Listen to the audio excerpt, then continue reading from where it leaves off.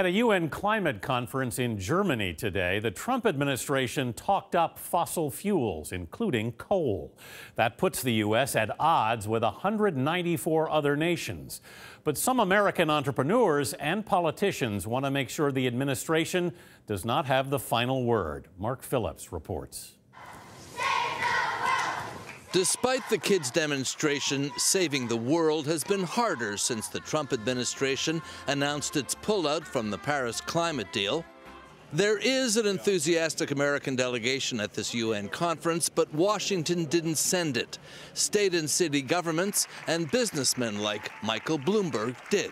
The American government may have pulled out of the Paris Agreement, but the American people are committed to its goals, and there is nothing Washington can do to stop us.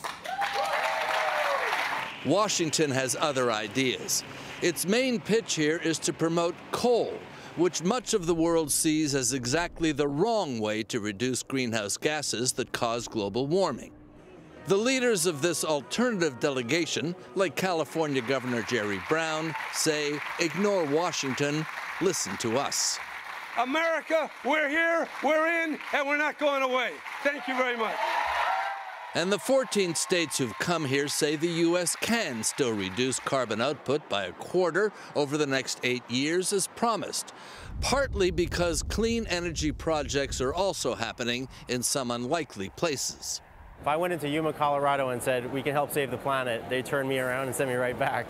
Russell Tenser of United Wind told an environmental tech conference in Lisbon, Portugal, that he actually sells most of his wind turbines in red states that voted Trump. If you go out to these farms, it's blowing. Like the wind, the doors are flying off the hinges. You can feel it. It's like, take that resource, do something that makes sense, lower your costs. They get it. The argument being heard at conferences like this is that, well, it would be nice to have the support of the administration in Washington in fighting climate change. That support is not essential. In the end, economics, not politics, will prevail. And the newer forms of electricity generation, wind and solar, are in the long term not only cleaner, they're cheaper. Mark Phillips, CBS News, Lisbon.